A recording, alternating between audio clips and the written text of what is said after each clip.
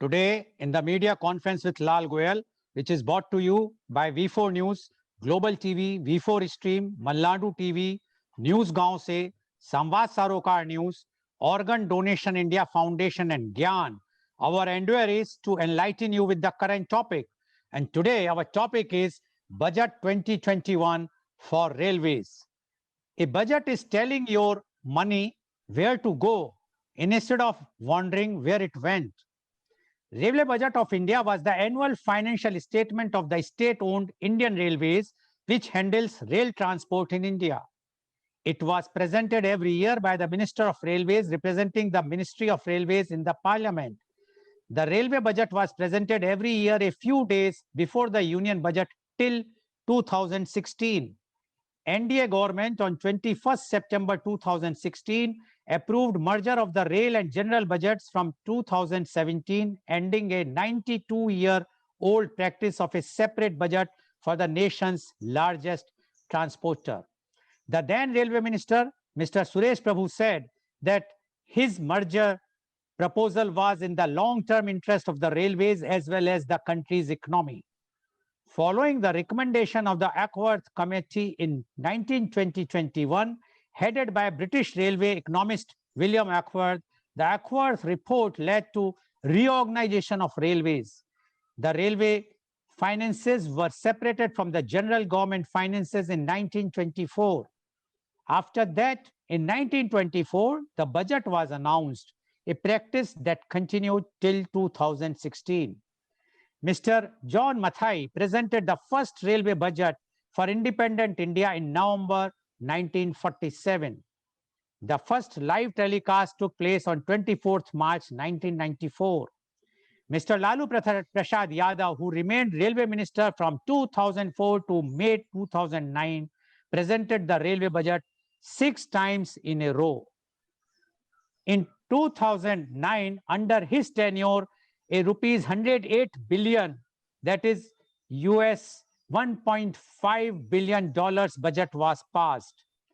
In the year 2000, Ms. Mamata Banerjee, now Chief Minister of West Bengal, became the first female railway minister. In 2002, she became the first female to present the railway budget and is the only woman to do so for 2 different governing coalitions, NDA and UPA. The last railway budget was presented on 25th February 2016 by Mr. Suresh Prabhu. The Union Budget of India for 2021-22 was presented by Finance Minister Ms. Nirmala Sitharaman on 1st February 2021. The budget is the first to be presented as paperless due to ongoing COVID pandemic. In a move to revive the Indian Railways, one of the India's vital sectors that faced massive financial losses amid the coronavirus pandemic, Finance Minister Ms. Nirmala Sitharaman announced rupees 1,07,000 crores for capital expenditure of the railways with big focus on the Green Railways project and Railway Safety Fund.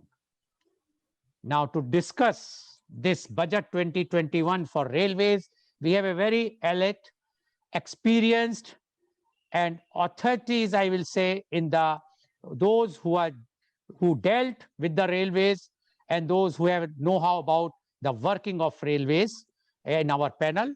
And I would like to invite my first panelist, and he is Mr. P.K. Srivastav. Mr. P.K. Srivastav is the former General Manager of Indian Railways.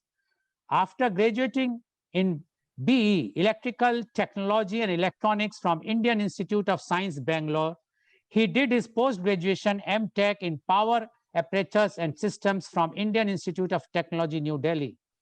Mr. P.K. Srivastav belongs to 1976 batch of Indian Railway Services of Electrical Engineers, IRSEE.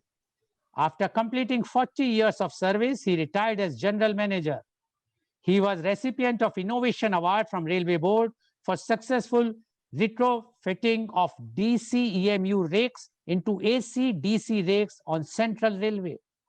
He started his company Pure Electric Buses with collaboration of BYD China. He is currently the Managing Director of Trinity Clean Tech Private Limited, TCPLIS, Sikandrabad, which is manufacturing and supplying electric buses. Mr. Srivastav is an avid singer, scriptwriter, and lyricist.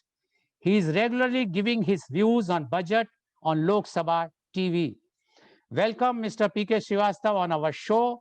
Mr. P.K. Srivastav, as you are a regular on Lok Sabha TV, and I have also watched your program whenever the railway budget is presented, you immediately after the presentation, you give your views and your thoughts, and you analyze the budget. And after that also, you are going there and giving your thoughts and your views. And we are lucky, the media conference with Lal Goel is lucky to have you today on our conference, media conference with Lal Goel, to give your views on the railway budget 2020. Mr. P.K. Srivastav, please. Well, good morning, everyone, and special good morning to my friend Lal. In fact, thanks for the nice words about me. I also consider myself very fortunate to be amongst you all, so that, with this different sort of panel and elite panel, I'll be able to maybe share my thoughts and maybe learn in a way as to and correct myself if I'm wrong somewhere. But once we talk of budget, as you very aptly put it, like it is a sort of it's a presentation of the estimates and all that as to what is to be done, and not practically what has gone wrong and all that. It's basically what is our roadmap. So just to at the outset, I would like to say that this budget 2021 was presented in a very unprecedented situation, I must say. The entire society was under this pandemic. The country virtually came to standstill. The fear gripped each and everyone. Never in the history it happened. Roads were silent. The trains were not there. Flights were off. And industries were quiet. So it was a very unprecedented situation. In fact, can one imagine the national transport line, Indian Railways, practically no trains at all. It was never heard of.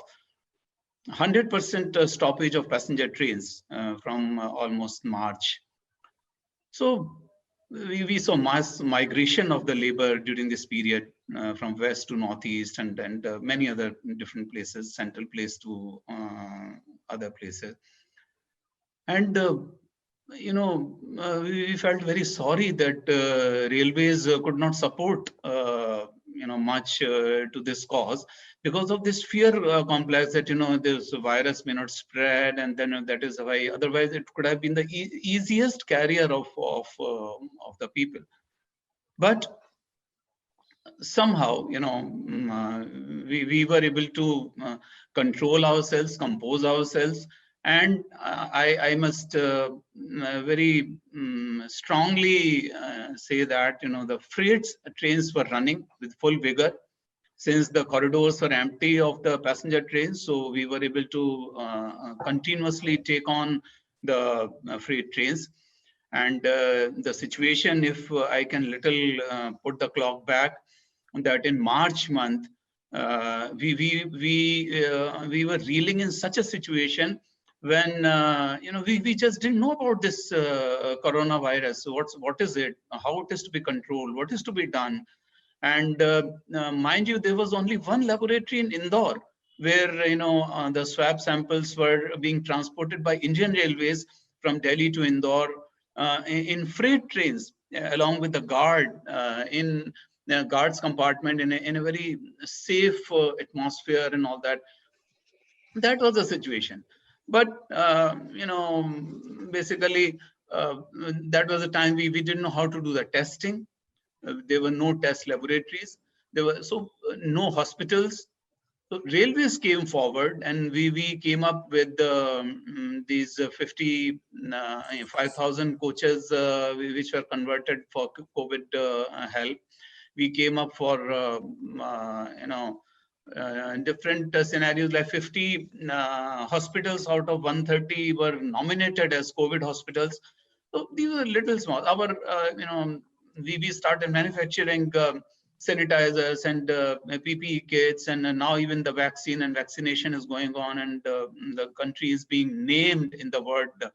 So with this background, I want to say that situation was very tough, and preparing a budget in such a situation where you don't know where the country is heading to was a massive task.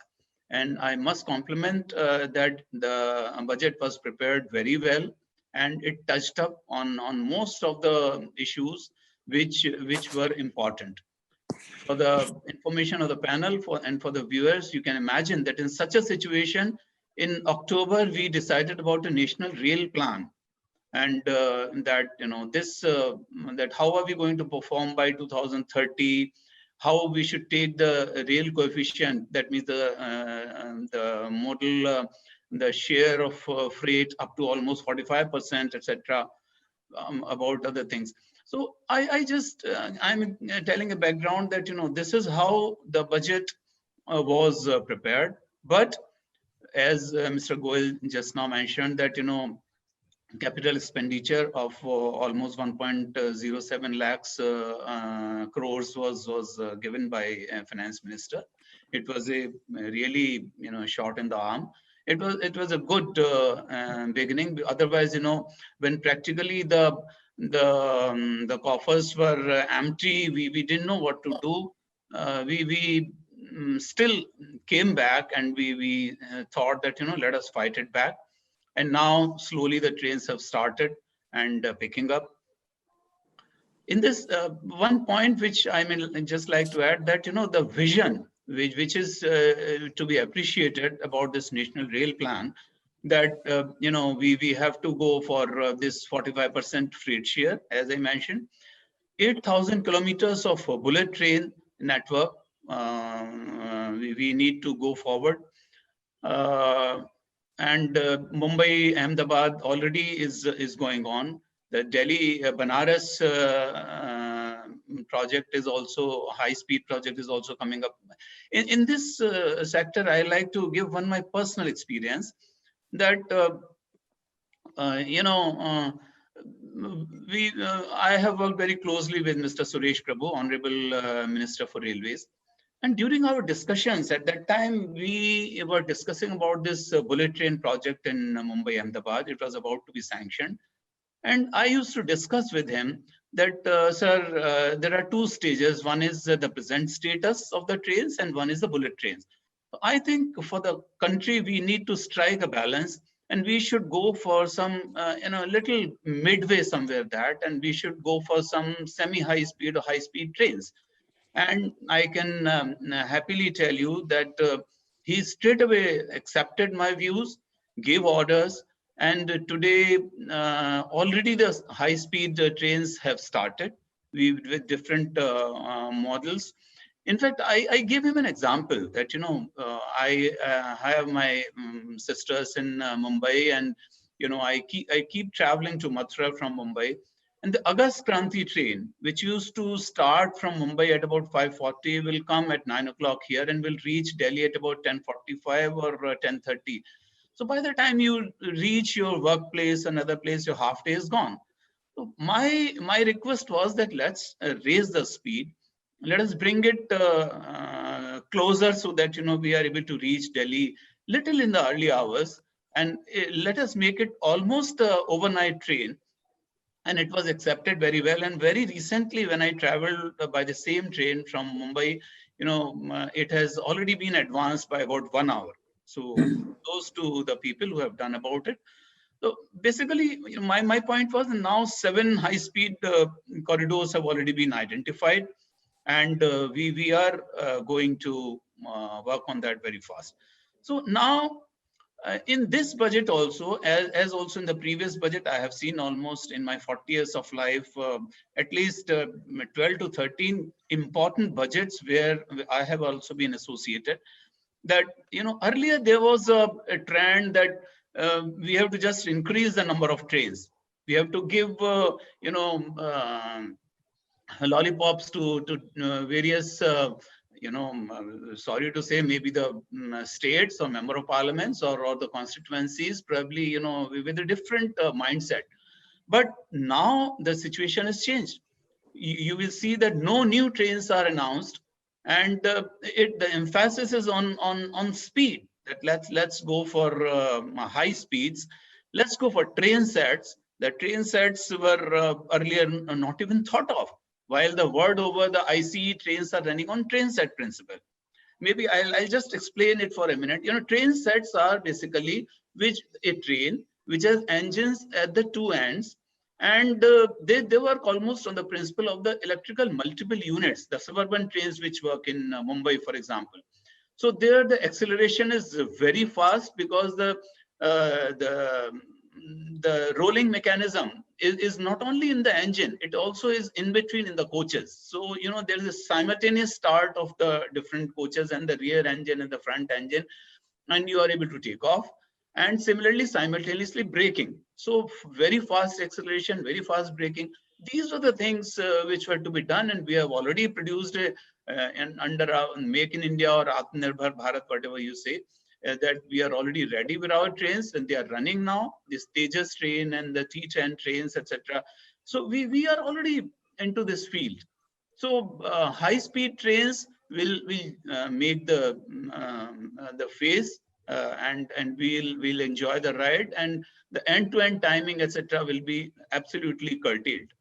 Metros also, I would like to just add that it's the first time, I think, there was a time, all of us know, that Delhi Metro was practically a sightseeing location that people will go just to take a ride. But today, almost 27 lakh passengers, the ridership is there every day. So you can imagine that the way the popularity, and it is becoming a need of the hour for the major cities. But as per the the logistics, and as per the rules, the metros are normally supposed to be provided for the cities which the population is 30 lakhs or more and all that. But now there is a huge demand from other people also. For example, Mathura, where I am sitting, it's a religious place. A lot of tourists come here.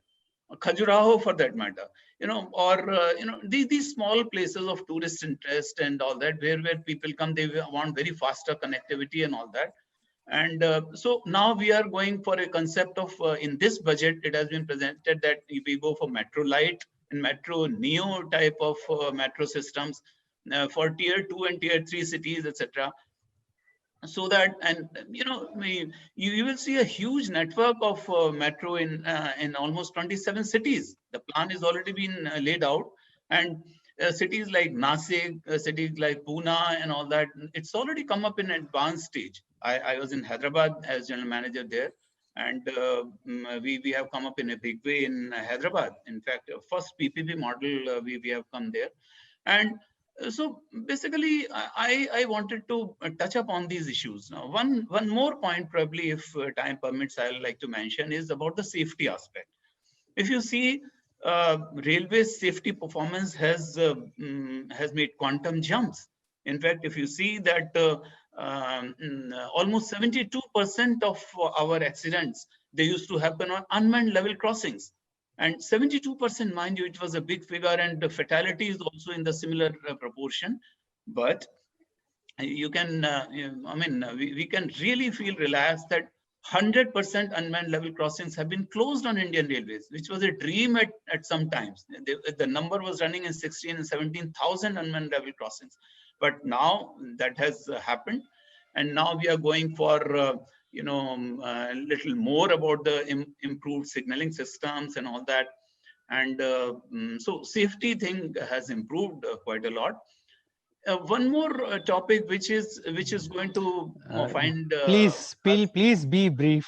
yeah, one one more point which I thought, since you said we can have some 2-3 minutes extra, so I touched up on one or two more things.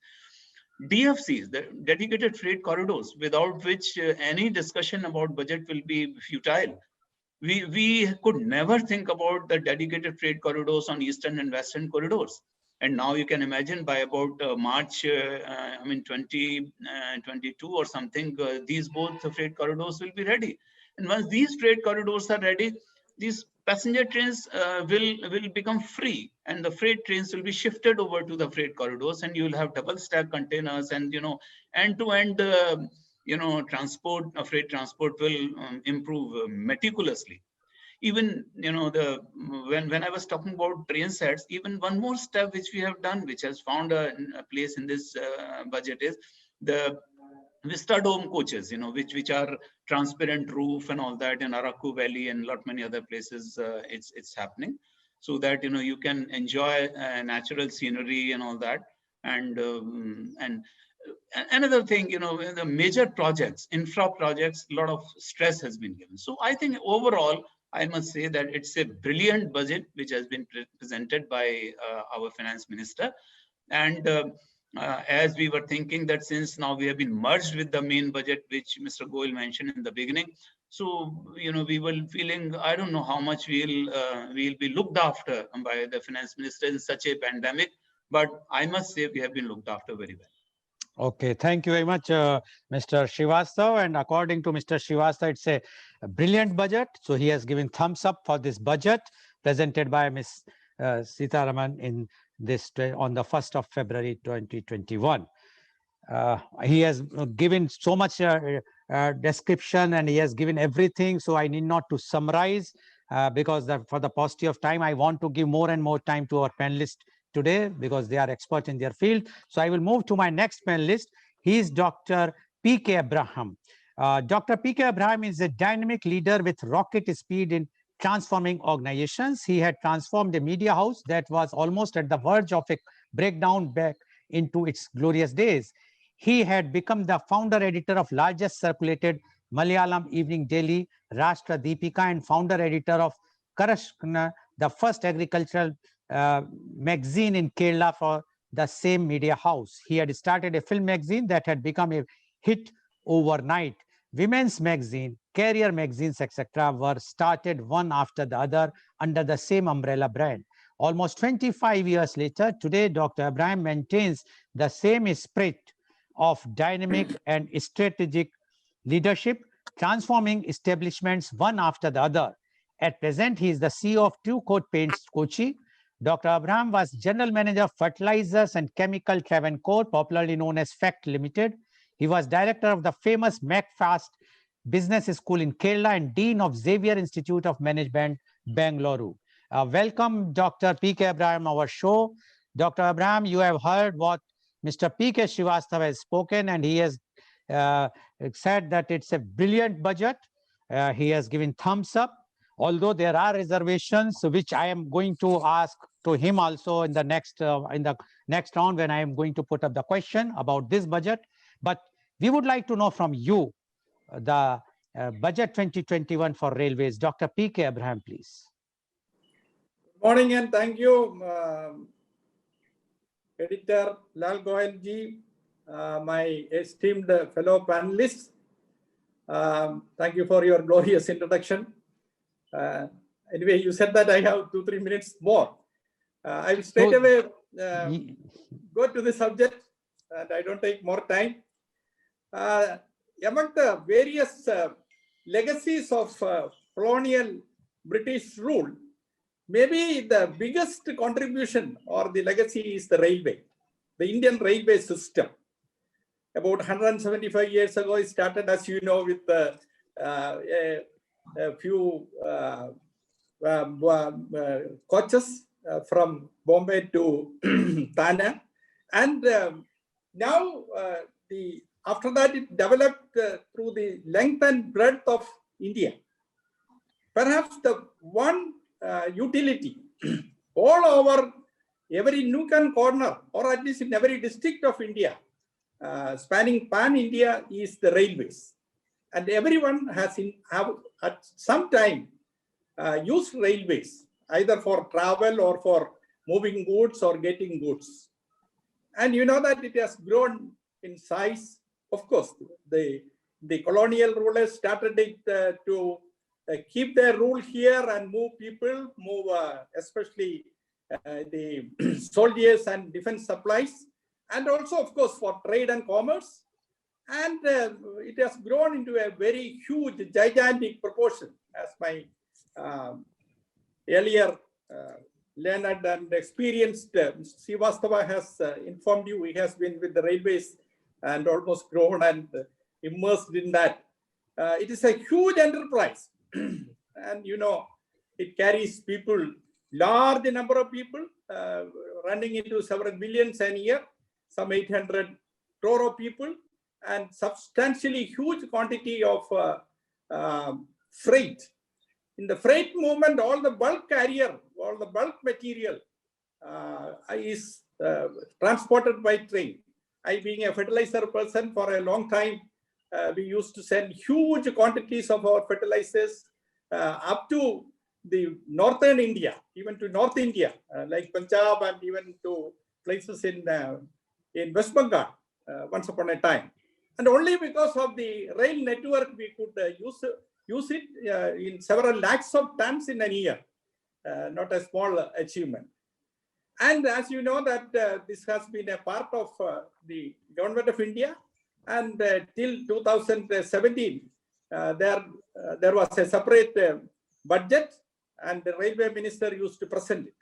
But in 2017, this is changed, and then it has been merged with the central government budget.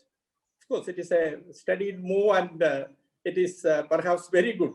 If I make a little pun or a joke, earlier the railway budget used to be presented 3-4 days before, and you know, immediately they start a protest, because in almost every railway budget you could see that either there is a or in both there is a revision in passenger fare to meet the requirements of the railway budget, and also some increase in the freight. Always there is all this, and always there is hue and cry for passenger amenities, and whatever the minister used to give, it was not satisfied either, at least by the opposition. So there used to be a big hue and cry. By the time the main budget is presented, the country will be right with various agitations on railway budget. Now that is stopped along with the merger of the budget. Now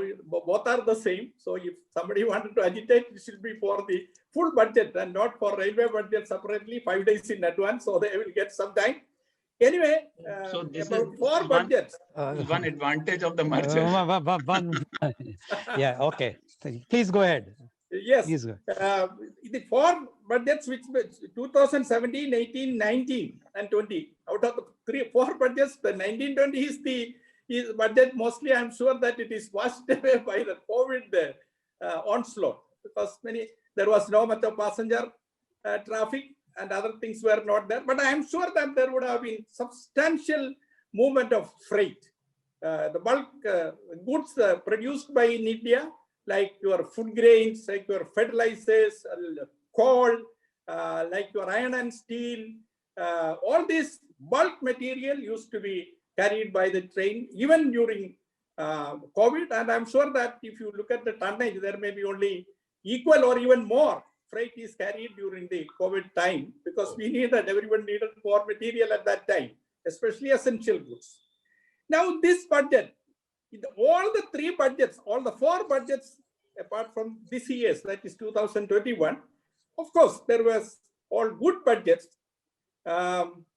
If I don't say that it is super, but it was very good budgets. It was aiming at or allocating,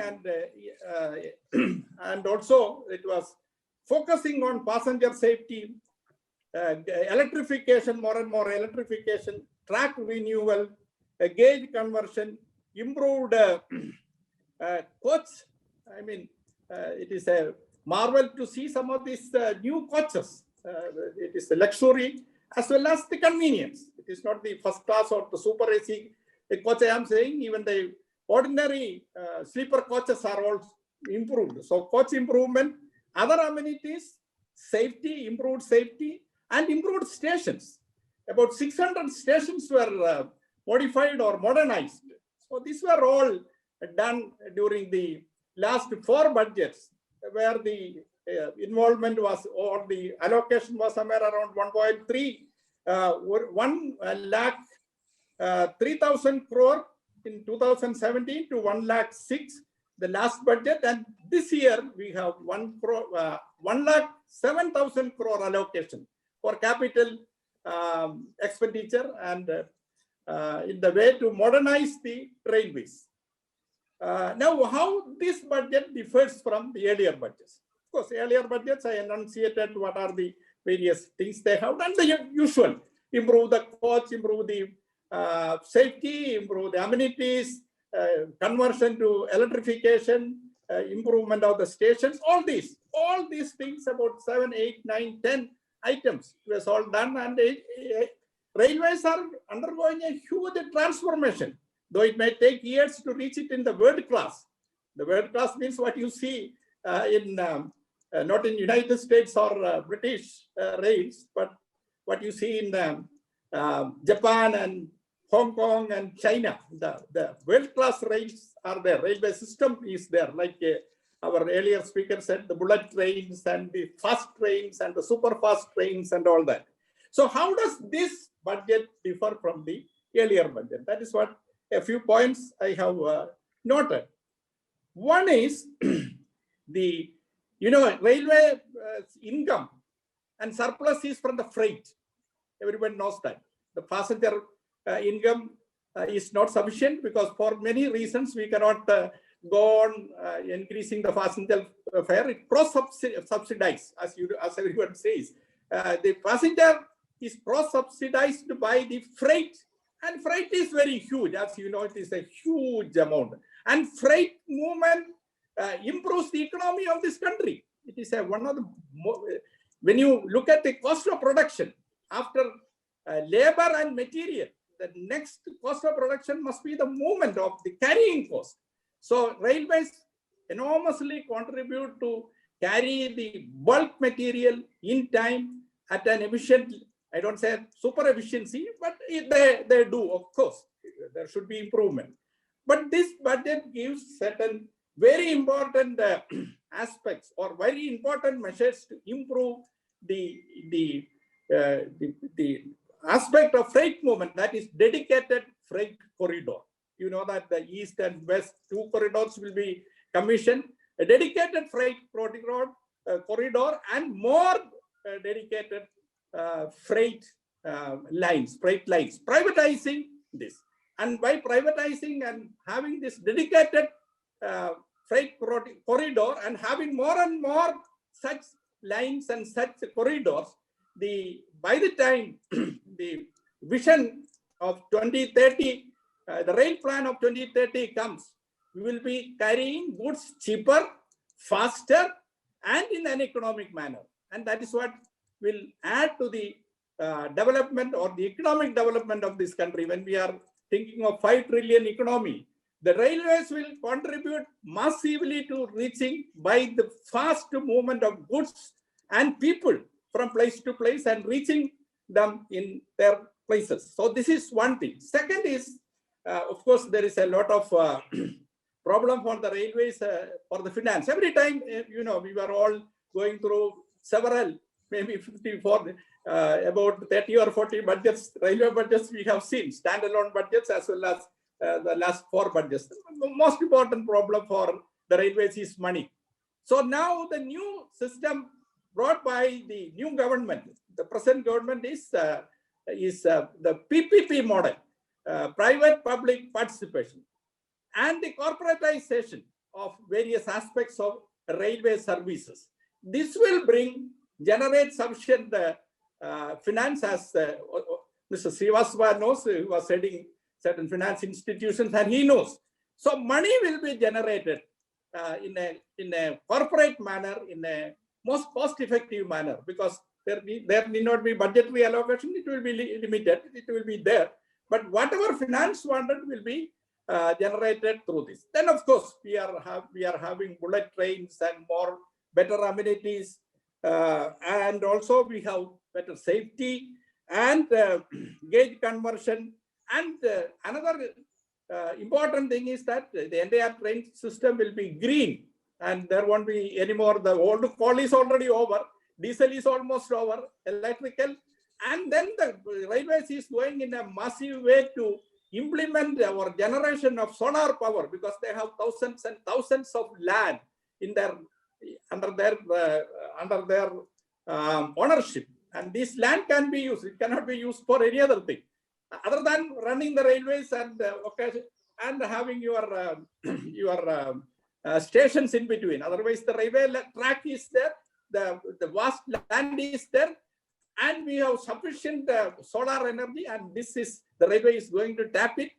For example, the metro rail here in Kochi is run almost 100% from solar, and also self-generated electricity. They don't use the fuel generated or the hydro electricity here. The railway will convert, and they can even supply to others. So please be brief. By going for the 2030, Dr. Abraham, please be brief. Vision, one second. I am sure that Indian Railways will become the world class, and it will give to this nation a railway system which is to arrive by 2030. The future railway system, which will be equal or even better than the best in the world, like your most talked about or celebrated rail system of Japan or China or Hong Kong or South Korea. So we are looking forward that in that way, the beginning now started in 2021 by Mrs. Nirmala Sitharaman is stopped, and I agree with my earlier panelist, the expert, Mr. Srivastava, that I give 5-star and thumbs up to this budget. Thank you, sir. 5-star and thumbs up to this budget, says Dr. P.K. Abraham, and he has highlighted many things which I am going to ask once in the second round. Thank you very much, Dr. P.K. Abraham. Now I would like to invite my next guest, and he is Dr. Santosh Kumar Patnaik. Dr. Santosh Kumar Patnaik is the former Managing Director, Indian Railway Finance Corporation. He belongs to the 1989 batch of Indian Railways Account Services.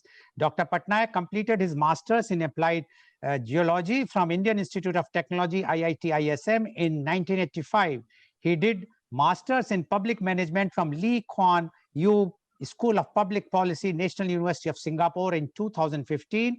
He did doctor in philosophy, PhD in management from Birla Institute of Technology, Mesra, Ranchi in 2019.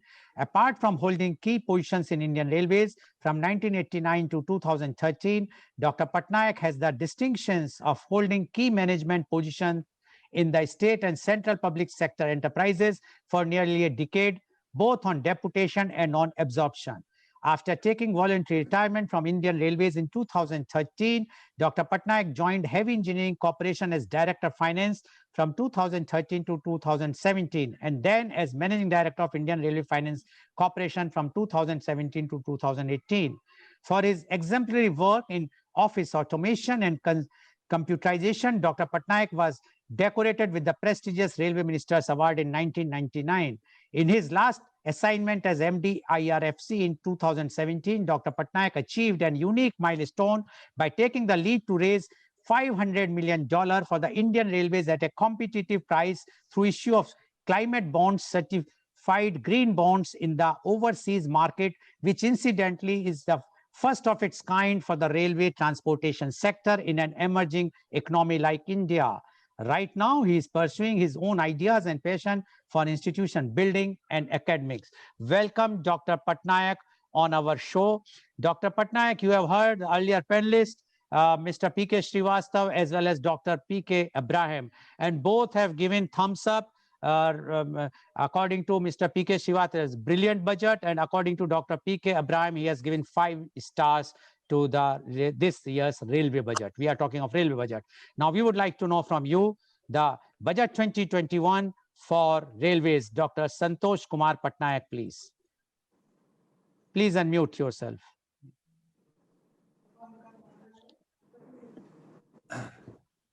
Very good morning to all of you, Mr. Lal Goel and my other fellow panelists. After listening to Mr. P.K. Srivastava and also Dr. P.K. Abraham, I would like to form my own opinion about the budget 2021 for the railways. Had it been in the 6 years back, today's panel discussion would have been called Railway Budget 2021.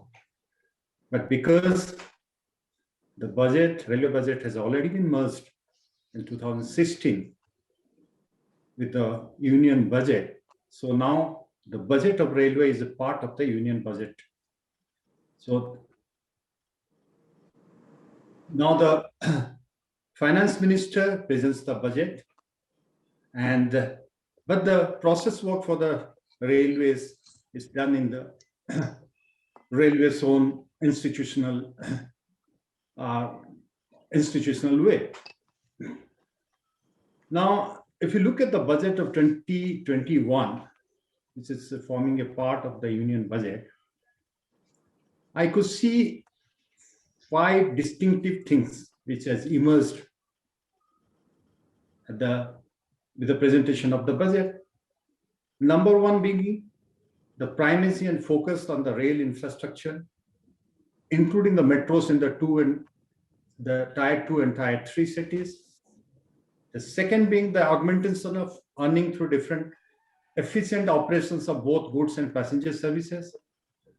And third most important, which we normally try to overlook, is monetization of assets and services in the railways to generate internal financial resources for financial sustainability of the Indian railways.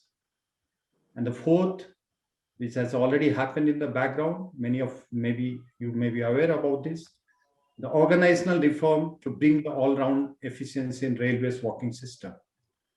And the fifth, of course, which Mr. Srivastava has already sounded, is the National Rail Plan 2030, which will be the key document to decide the future investment strategy in the railways.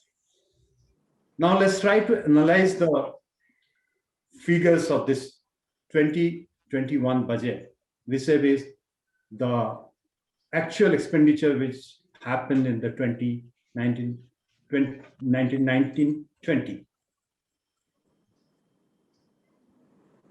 The COVID pandemic has redefined the economy of the country, and so too with the railways.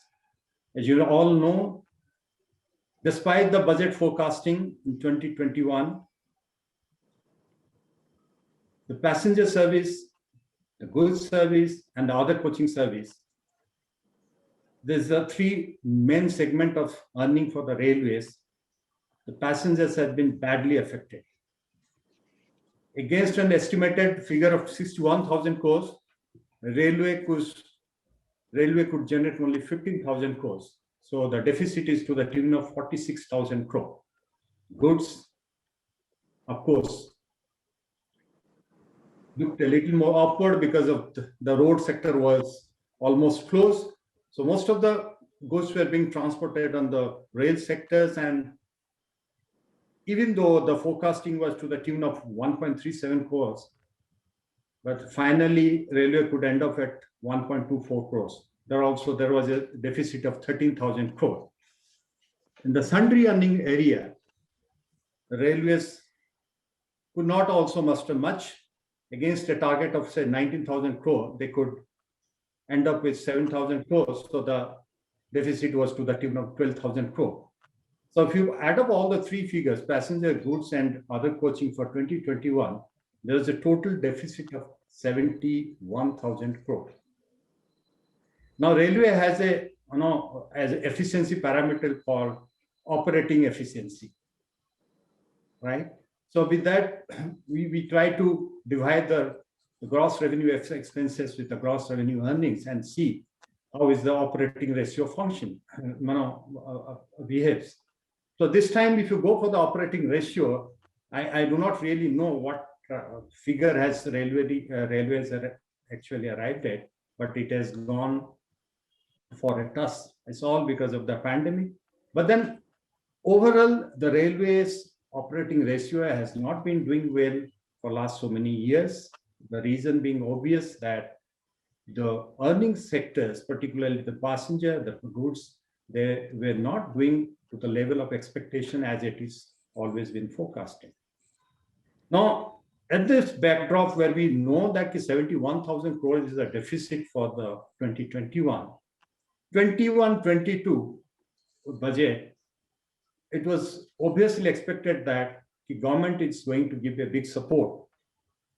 And it's not very surprising that government has come up with a real bonanza for the railways in the form of 1.61 lakh crore of capex, out of which the budgetary support will be to the tune of 1.07 crores. Sorry, 1.07 lakh crore. Lakh Oh, crores. sorry, 1.07 lakh crore. Budgetary support is 1.07 lakh crore. The internal resources, which they are estimating that this year the traffic will pick up and then railway will be able to generate some internal resources. And the excess of that to the tune of 7,500 crores has been made part of this budget. Now, beyond 1.07 lakh crore and 7,500 crore, the extra budgetary support has been pegged at 1.1 lakh crore, which is quite huge.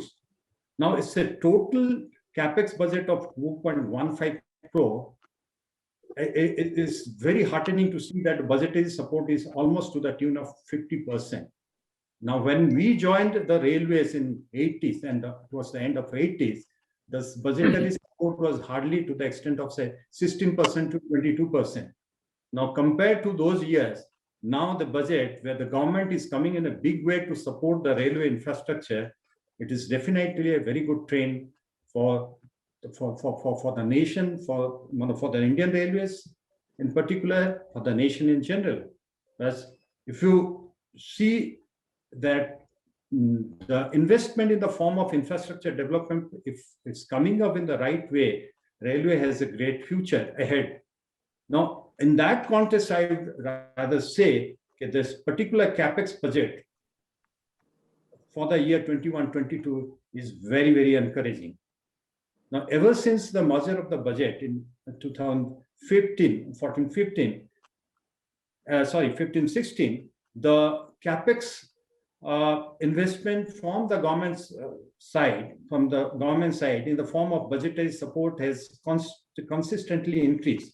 If you look at the figure of 2015-16, it was almost like 1 lakh crore, and the same trend continued in 2016-17, 17-18 onwards, and 2019-20 onwards, it has again been increased for more than 50% of what is to be in 2015-16. So at present, the capex size of 2.15 lakh crore, out of which the budgetary support is 1.07 lakh crore, is going to do a lot of goodness for the Indian railways. So this is one part of the budget. Now let's try to analyze the revenue budget, how exactly the railways is faring well in the form of revenue, earnings, and expenses. The earning, as I said, the pandemic has really upset the apple cart. But then 21-22 onwards, even though situation has not got normalized, railway has very big plans how to generate more of resources in the form of passenger earnings and goods earnings. So from that context, if you look at the declaration by Nirmala Sitharaman in the budget, private operators are going to take over the passenger services, at least the premium passenger services from 2021-22 onwards. The process is already on. Almost like 150 pair of trains has been identified for privatization. The the RFQ and RFP process is already on. And if it happens in the way the railway has contemplated, almost like 30,000 crores will be generated out of this, the private operationalization, wherein this money will be a big source of resource support for the Indian Railways. Now, second, as I say, the dedicated freight corridor is Corporation of India is going to start operationalization of Eastern as well as the Western corridor by June 2022. So if that is going to happen, then the freight traffic is going to get a real uplift. So the focus, as I can see, compared to the earlier years, the budgets in the last 4 years is more focused on getting the infrastructure properly developed, and second being increasing the earning in the form of passenger earning and the freight earning.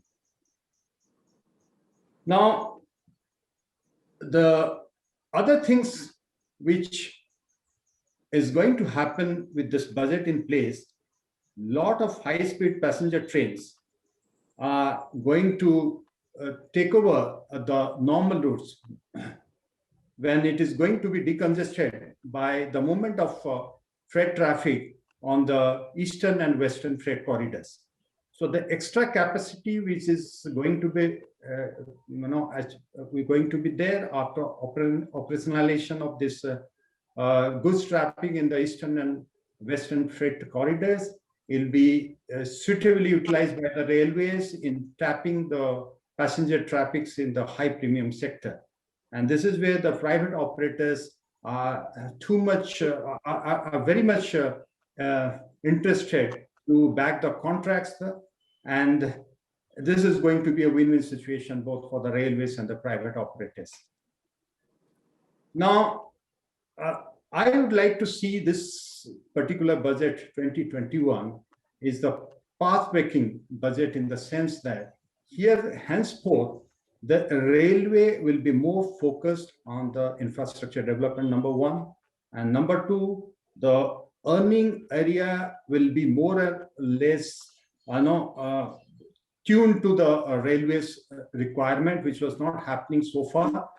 And third is that a lot of projects which are now prioritized, whether it is a new line project or a electrification project or a double line project, all these projects, once it gets completed in the years to come, the railway traffic will really get a boost. And it will not be far from a reality when a railway eyeing for a 40% share in the goods traffic. No, it has come down to as low as 20%, and 20% to 40%. It will not be a distant reality in the next 3 to 4 years to come, when both the dedicated freight corridors will be in operation. So with this initial noting, I must say that this particular budget 2021 is no doubt a path-breaking budget, but then there are a few catches on it. Number one catch is that please be brief. Railway finance has to be relooked, because getting a lot of budgetary support doesn't mean that railway finance is at in the green zone. In fact, railway finance has already been in the red zone for past so many years. Many of you may be knowing about that. There is a finance wing of finance arm of the railways in the form of a corporate sector called Indian Railway Finance Corporation, which lends almost like 60 to 70,000 crores per annum in the last couple of years or so for financing the rolling stocks and the project assets.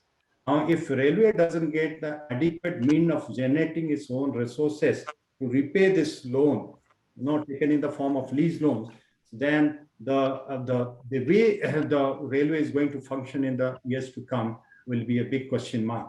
So with these remarks, let me say that let me also give the thumbs up to this railway budget to 2021. I'd rather prefer to make it a 4-star rating than a 5-star rating, going by the criticality of railway finances at this moment. Thank you, Mr. Goel. Thank you very much, Dr. Patnaik. And Dr. Patnaik gives 4-star rating for this particular budget. And he says that it's a good budget. And he has described economically, financially, he has given all the data, which I'm sure our viewers might be enlightened, because it's something which is really educating the lay persons like us to know what are the integrity and what's happened inside the budget's figures. Thank you very much, Dr. Patnaik. Now I would like to invite my next guest, and my next guest is CA KS Shailendranath. Mr. Shailendranath is the Chartered Accountant with Pillai and Associates, Kochi, Kerala.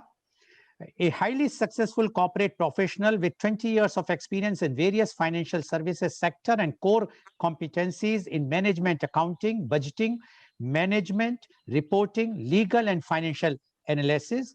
He is expert in covering all aspects from startup business projects to financial management, crisis management, and corporate solutions. He has proven his ability in professional judgment dealing with the disclosure of information in financial reporting. He is proficient in planning corporate individual taxes, system implementation, surplus distribution, and cross-boundary analysis, etc. He is highly skilled in researching legal issues and finding solutions and best alternatives. Welcome, CA KS Shailendranath, on our show. CA KS Shailendranath, you have heard our earlier panelists, Mr. P.K. Srivastava, Dr. P.K. Abraham, and Dr. S.K. Patnaik, and all of them has found this budget of Ms. Nirmala Sitharaman as a very progressive budget, and they all have given a thumbs up. Apart from Dr. Patnaik, who has given 4-star, Dr. Abraham has given 5-star, although Mr. P.K. Srivastava has not given stars, but he says it's a brilliant budget, and he has given full thumbs up. Now, we would like to know, because you are the chartered accountant and you know the integrity and the jugglery of the figures, what we have seen in the corporate balance sheet, and we have seen in our budgets also for so many years, irrespective of whichever government is presenting the budget. That's why every time we have a revised budgets, revised estimates.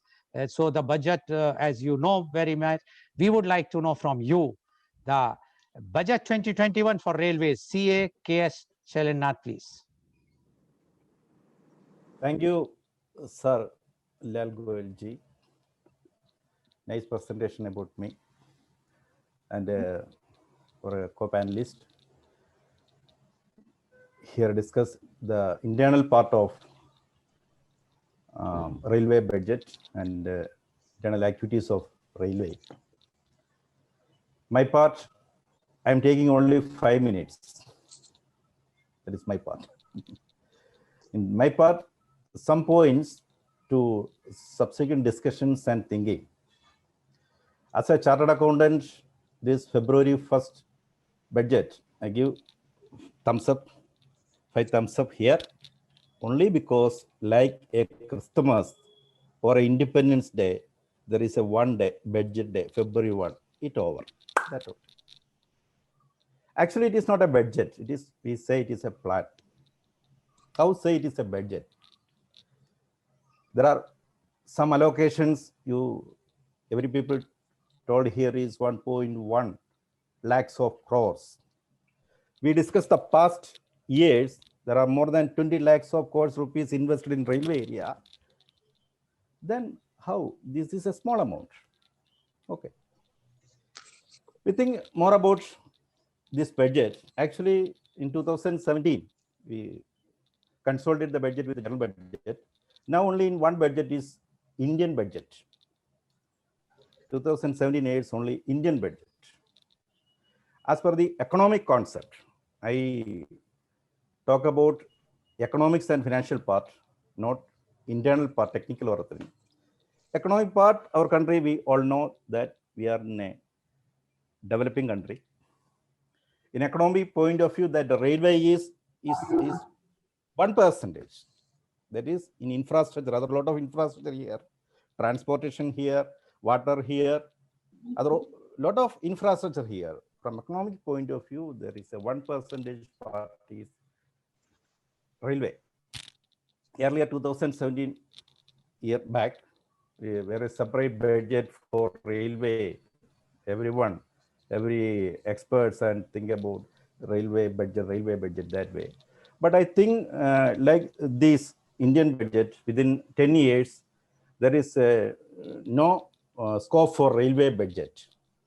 It is a simple part only, some allocation. Okay. Then some vision in 2030, that is 2030 is 100% a modernization of railway areas and other things. But due to some problem means one person taking some ideas or vision oriented, but that person not in that particular place in next year or the 5 year after. It is, I don't know, that vision is not accomplished within that period. That is vision part. Actually, our co-panelists are actually working in railway area. We can discuss about previous budget and allocation figure, how much percentage is completed within that period. That we can discuss. Then only we think about budget about. Then my part is only it is a plan. My consideration is if it is a budget, then my suggestions to the government, also some suggestions in the railway, and actually my colleague parties, Prabhu Sar and Piyush Goel ji, some suggestions from Kerala part. I am representing BJP professional cell. So some suggestions from the Kerala also for taxation part and the railway budget, that part in the earlier years also. But budget should be, my suggestion is budget should be for not for 1 year, it minimum for 5 years. That is my one point we can discuss. Then only we complete the allocations and other things within that period. Then there should be a, we already told that some reorganization. Okay, organizations is 100% technology wise, and otherwise after 5 years the railway system like a mobile, everything in a mobile system, that way whatever the from to I just operations to it starting and ending every railway stations and everything, it is an, there is a like technological wise it becomes mobile like. So budget within the, we complete this budget figure, that is capital expenditure within this period. There is no plan within next 5 years. We concentrate totally for this part. The reason is based on some expectation, government allocates some capital expenditure to railway sector. But railways are mainly, we know that railways are mainly revenue generating area, transportation area, but mainly concentrating on two areas, business and tourism. Tourism means places. That due to business, we go some places and other things, there is a traveling and transportation. But due to this corona and pandemic situations, there is a 50 chance within next 5 years to travel and other things due to business and other part. Then tourism also next 2 to 3 years, there is tourism part or places visit, there is compared to previous years less than 50%. There is a chance of revenue decrease, deficiency in revenue part in next 3 years. There is a expectation. So then without that revenue area, we incur huge amount capital expenditure. That is for modernization, reorganization, restructuring, whatever. That is the revenue part is less compared to the previous years. So we think and discuss 3 more points in our with the panel part. Then I close my time, then 5 minutes. One is about previous budget figures and their allocations and utilization, then their accomplishment. The second is that we can about the business, and without business and without tourism, how generate this revenue apart from that area? Like Goelji sir, only these 2-3 points from my part. As a chartered accountant, everyone know that chartered accountant is just an auditor, that point of view. But because I am not an auditor, I am a chartered accountant. I am actually, you all people are within the business. I am external the business, showing the business. Railway is a business. 100% is a business. So I am the view going from the external. The budget is only applicable for developed country, complete within 1 year or 2 years.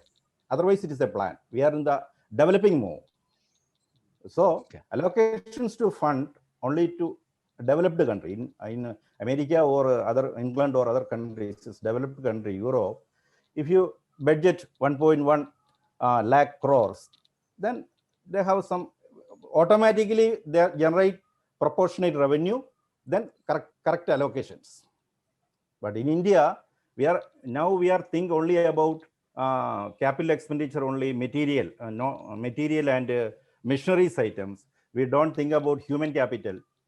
Nowadays, not think about all we people. I think two people from our panelists is working in railways past years, but they are not bothered about your capital contributions.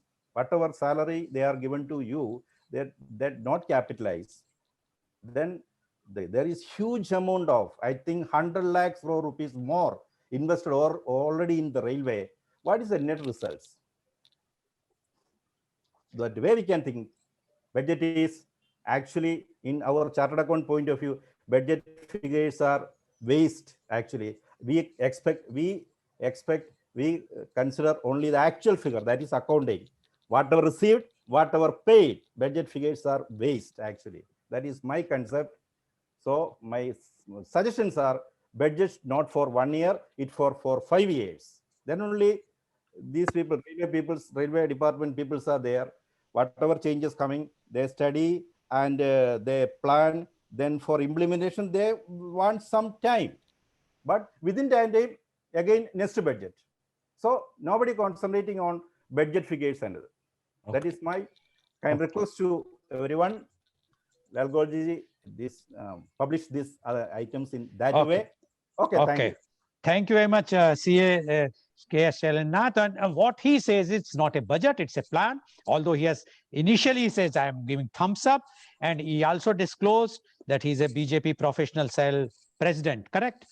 Yes. And he's but still he says that this budget, because the budget is for the developed countries, not for the developing countries. Once you allot some funds, it should be utilized in a proper way, where the money, how much money is going to be generated. That is the profit and loss account has to be the real budget. When you are preparing a budget, what is your going to be, how much you are going to lose or how much you are going to have profit. But it is nothing but you are allocating the funds. So it's a plan that you, and he says he's advocating that instead of 1 year, it should be 5 years, because nobody knows after 5 years or after 2 years or 3 years, which government, which railway minister, which bureaucrats will be there. So it's very, very difficult to see that it will be there. Thank you very much. I will be coming to the now questions. But before that, I would like to inform that for last 1 week, one of my earlier panelists, he's a farmer and a president of Utho Jago some association.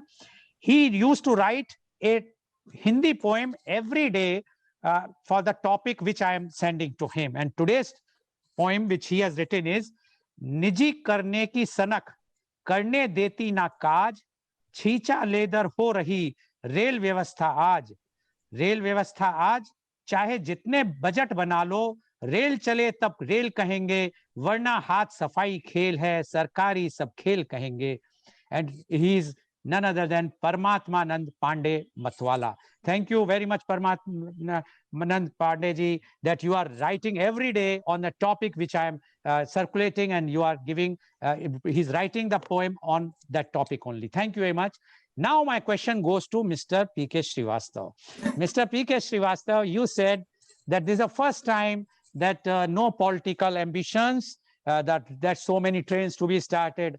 But if it is like this, Mr. P.K. Srivastav, Ms. Sitaraman allocated rupees 63,000 crores for Chennai Metro and allocation of whooping rupees 40,932 crores in the budget 2021 for laying new railways lines this year in pole-bound Tamil Nadu, because they are going to having the elections. West Bengal has 53 ongoing projects, including new lines, gauge conversions, doubling project costing rupees 48,275 crores, and as well as there is a extra allotment of more than 6,000 or 7,000 crores, which Railway Minister Mr. Piyush Goel very proudly said that this is the first time that 2.5 time allocation has been given to the West Bengal, because there are elections very soon. Then Kochi, there are two panelists from Kerala. Kochi Metro Railway Phase 2 at a cost of rupees 1957.05 crore, another pole-bound state. Can you just tell me how much allocation has been done for Punjab in this time? UP, yes, because UP is also going to have an election in 2022. So how you say that this is not a budget made keeping in mind the elections which are coming soon? Mr. P.K. Srivastava, please. Sorry, I will tell you one thing. I will just caveat. I am going to have be a devil's advocate. I have to ask, because the perception in the public is of all the nature. But when you are giving 5 stars and thumbs up to the budget and brilliant budget, we would like to know if this is not a political budget, then what it is. Mr. P.K. Srivastava, please. No, I certainly do not agree that this is a political budget that way, that, you know, you are going to give these dollies to Tamil Nadu and Kochi and all that. No, see, these are different projects where, you know, once these projects are taken off, then you have to allocate certain money to them. Let me explain to the panel. There is a paradigm shift in the funds allocation in the past 5 to 6 years. Earlier, what used to happen, suppose that there is a project, there is an allocation for the projects.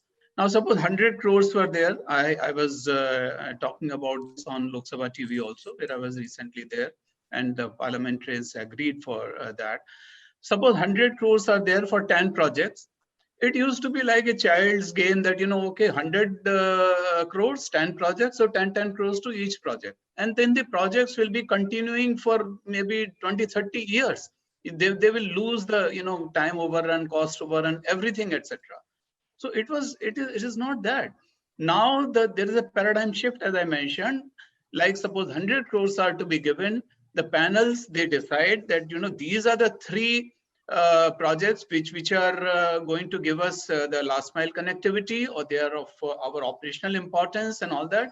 So maybe 30 crores will be given to the 3 projects, and rest other projects will be given little amount, and depending upon, you know, okay, what whatever is required could so that they are kept live, and whenever there is any importance, then they can be considered. So it is not that. These are the allocations. Now, if, for example, you were asking about Punjab, individual allocations, I may not recall, because, you know, there is a huge pink book which will have the details about all this. But take an example of J&K, the Udhampur, Srinagar, Baramulla. I think this is a project which is almost like 28,000 crores and all that. It's such a big bite to chew, and you know, it is going to be a national pride. That is a sort of project. Now, you know, 272 kilometers in a totally hilly terrain with the gradients going right up to 20 degree and all that. So my counter question again to you is, Mr. P.K. Srivastava, J&K is also going to have a poll very soon. If you are saying that we are giving, earlier we were giving a few thousand crores to each of these, I am asking you, why only those states which are going for elections? Why not those states which already there is no elections? It means now wherever there are elections, we must declare, like our CA Shailinath has said, why make a 5-year plan?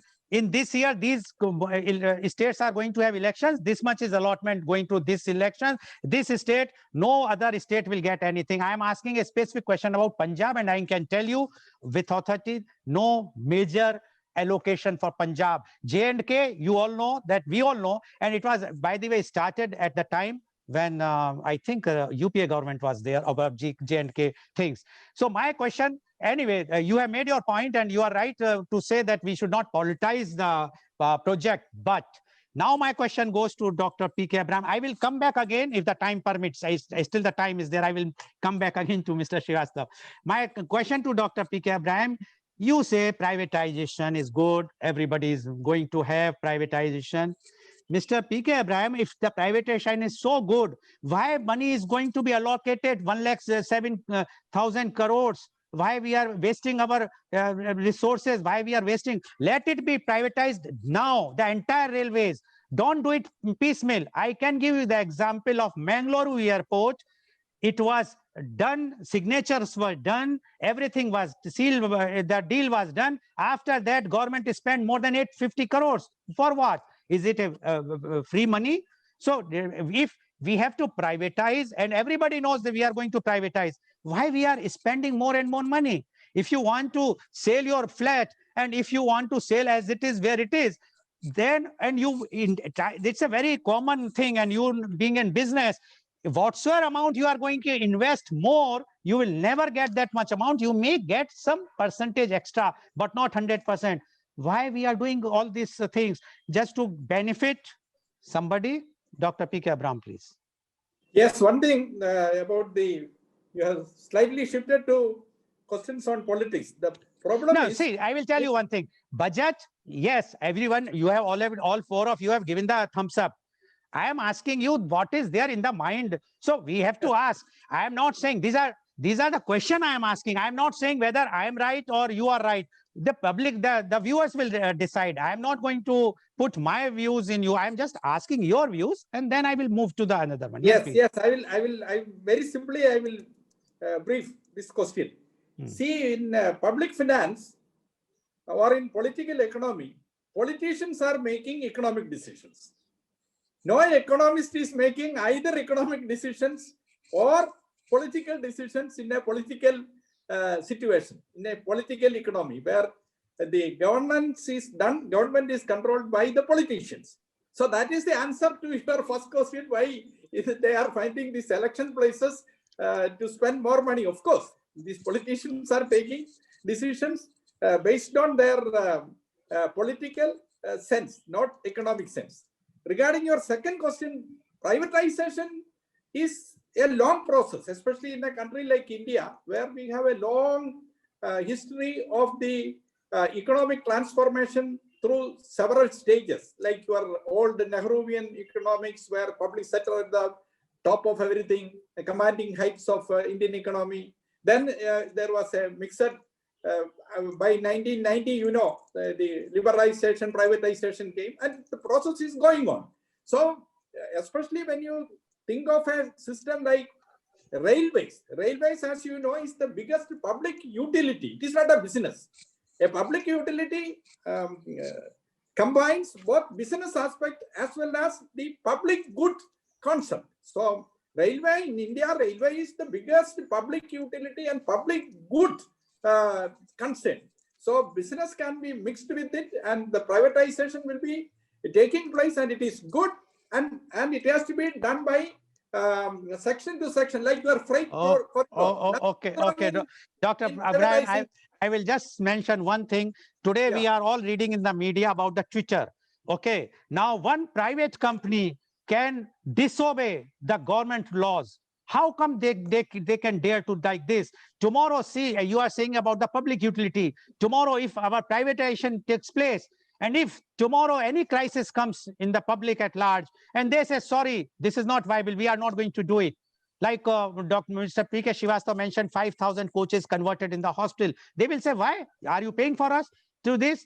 Then the problem will start. That's why the PSUs or the public sector units are required in country, whether you like it or not. Tomorrow, we should not be a puppet in the hands of the private players, like what happened in by the Twitter, that they disobeyed, and they are saying, now you are trying to have your own other Twitter or something like that. Anyways, thank you very much, Mr. Abraham. You have made your point. Now I'm going to Dr. Patnaik. Dr. Patnaik, everybody was very blah blah about the freight corridor, and you have also mentioned, Mr. Srivastav also mentioned, Dr. Abraham also mentioned. Initially, the construction of two freight corridors, the Western DFC connecting the states of Haryana and Maharashtra, and the Eastern DFC connecting the states Punjab and West Bengal, is being undertaking. The combined length of Western, Eastern, so and so kilometers to 843 kilometers. The total cost of the project is estimated at $11.38 billion. It is expected to become operational between 2019 and 2021. In 2006, the government of India established a dedicated body to implement the project called the Dedicated Freight Corridor Corporation of India, DFCCIL. The DFCCIL began building the eastern and western corridors simultaneously in 3 phases. Now, my question is, first thing is this corridor thing, which was decided, the Freight Corridor Corporation of India, DFCCIL, which you have mentioned, was done by the previous government. Fine, no problem, they have not done. But in 2019, the same government has declared that by 2021, these 2 corridors are working and the funds were allocated, everything was done. Now again in 2021, we are just putting a new wrapper in the same old wine and giving and saying, no, now we are going to have 2 dedicated corridors. What you say about this, Dr. Patnaik? And what, sir, I'm saying it is as per the media reports, not from my own side. I don't know about these things. You might be knowing better. Okay, this dedicated freight corridor of India has been working for last 2 decades, right? So, you know, this construction of the lines under dedicated freight corridor has its own time, and there are some time overrun and cost overrun in both the projects because of so many reasons. It happens in any project which is taken up in this country. There is always a time and cost overrun. And as you know, these 2 projects were funded, one by the World Bank and other by the JICA loan, right? It should have come up at least 5 years in advance, but because of this unforeseen factors, the project cost has increased, and finally it is coming through, and the government has declared in this budget that it's going to be open, formally open, full length open by June 2022. So in my own assessment, this 2 corridors, once it is fully functional, the freight traffic operations will undergo a paradigm shift. No, they have gone for a test run on the Jaipur-Mumbai track, where a double-decker train has been test run, and it has run successfully well. This dedicated freight corridor, the dedicated tracks, they are designed in such a way that it will, the high-speed goods traffic to the level of, say, more than 60 kilometers. Excuse me, Dr. Patnaik. My question is not that. My question, you have already answered that it takes time because of the unforeseen circumstances. I agree with you. Then what CA Mr. K.S. Shailendranath has said is right. That once you, and what my limited knowledge says, once you have allocated a fund and you have not touched that fund even in the COVID time, those funds are separate. How come you have not constructed during that time when you have already promised in 2000 that it will start functioning by 2021? Now we are talking of 2022. So what C.S. Shailendranath says, he's right, that this is not a budget, it is just a plan. We are saying again and again, and it may differ again. Who can say that tomorrow no other pandemic or no other unforeseen circumstances will come? Even if it comes, why the delay? Things are like that. We are not talking, yes, it is a very beneficial scheme, no doubt about it, is going to benefit the country. We all agree with this. But until unless the time-bound things are not going to take place, then the budget is just show that, okay, we are doing these things, but whether we are implementing or not, that is the thing. I will come back to you next in the next round again. We have some more time. My question goes to CA K.S. Shailendranath ji. You have mentioned very clearly, although you said that you are from the same government, from the BJP, but you put the hammer on the nail and you said that this is, so then why we have this budget? It is just to show, just to give give good dreams to everybody. Why we are wasting time for showing that we will do these things? Let it be earlier. Yes, you mentioned about 5 years. Earlier, we used to have Panchvarshiya Yojana, 5 years plan, which was discarded by the everybody you knows who has discarded. Now you again are advocating the same thing. Why 5 years plan? Why not 1 year? This, don't you think this budget is like a private company or public listed company who whitewash the balance sheet just to increase the rates in the share market? Or similarly, the budgets which are coming to see our rating in the international market or the World Bank should go up, so that we will get more funding, more borrowing, internally or externally. Borrowing is borrowing, whether you borrow from within country or from outside, it makes hardly any difference. My question to you is then why we require the budget? Mr. Shailendra, please. Is privatization. Why privatization? It is only due to our personalization. Okay. There are two type authorities here, government authorities and non-government authorities here, NGOs there. Now what happened in past years? Every personalization in the NGOs also, personalization. Government some cases personalization.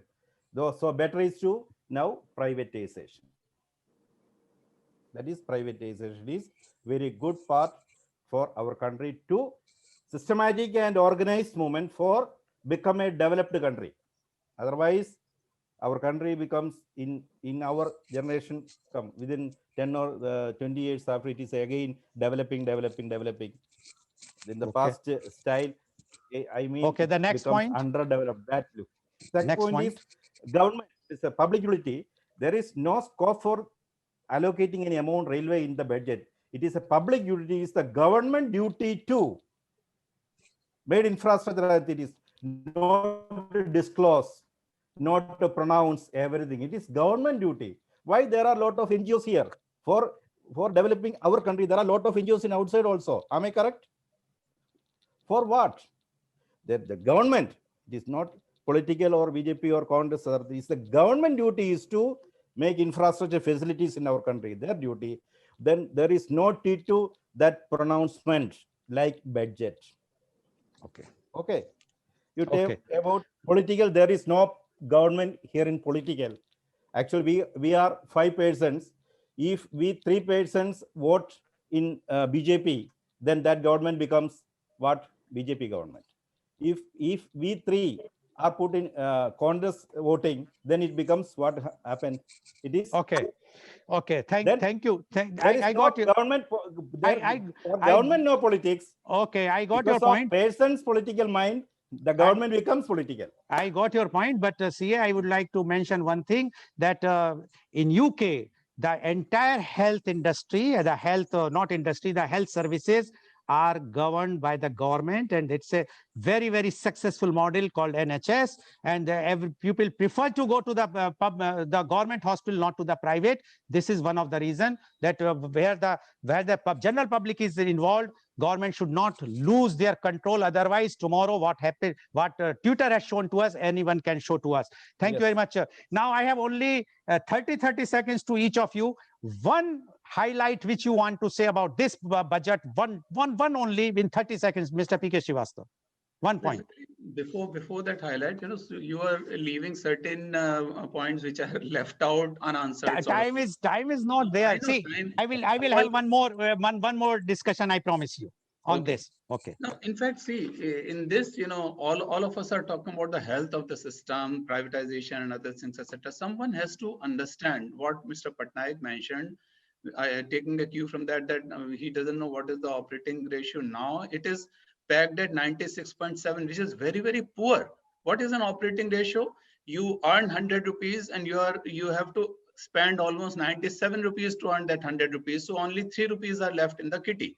So this operating ratio has to be heavily dealt with. You have to understand what are the main factors. For example, the staff costs, which are going up to Mr. Srivastava, I am very sorry. I cannot give that much time. I'm saying that you know, privatization, you are being forced to, because you know your staff Okay. costs are So so high. according to you, the privatization is the inevitable thing. Thank you very much, Dr. P.K. Abraham. 1 point only, 10 seconds, please. Now, what to do?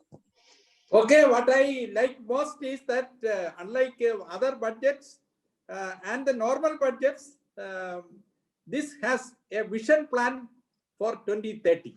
Okay, thank you very much, Dr. Patnaik, please. Well, I'll only say the missing link in this particular budget. Now, railway requires a change in this working system, particularly the accounting system, to go for a very proper budget, which Mr. CA Selendra Nasji was telling. So that is the missing link in this particular budget, where the government should have come up forthwith how to go for the process change, the background process change in budgeting for the railways. Okay, thank you very much. Yes, CA, 1 point, 10 seconds, please. Please unmute, please unmute, please unmute. I am getting from the As a studio. person of project implementation, my only word is, if we have a plan, we systematically work done and other things, activities, we can accomplish our vision. No problem. Okay. Thank you very Good much. luck. Thank you very much. So today you have seen all our expert panelists has given thumbs up to our railway budget, and they all are very, very happy. They are very positive about this budget, and they says that this budget is a very good budget. Even the vision 2030 is also very, very good things which is going to happen to the country. And if this budget, and if there is no unforeseen circumstances, then India will definitely be emerging as a global leader, even in the field of railways, as per the expert panels. I am very sorry, and I have my apologies because of the paucity of time. I could not give more time, but I will try to have one more session on this. So today's program, which has been telecasted live by V4 News, Global TV, V4 Stream, Malnadu TV, News Gaon se Samvad Sarokar News, as well as was shown live on Facebook and YouTube. And our endeavor is to bring to you every day a new topic. And tomorrow our topic is role of youth in curbing fake news. Yes, you know that fake news is going on everywhere, whether good or bad, whether pro-government or anti-government, fake news is a fake news. And our chief guest is Mr. Ajit Kulshrestha, former Additional Director General CRPF, along with 7 youth who will be there, and they will be interacting with him, and he is going to tell how the role of youth in curbing fake news. So please keep watching Media Conference with Lal Goel at 10:30 a.m. Thank you very much, Mr. P.K. Srivastava. Thank you very much, Dr. P.K. Abraham. Thank you very much, Dr. Santosh Kumar Patnaik. And thank you very much, CAKS Shailendranath, for joining us. And thank you all the viewers for joining. I'm sure today's program is quite enlightening for all of us. Thank you very much.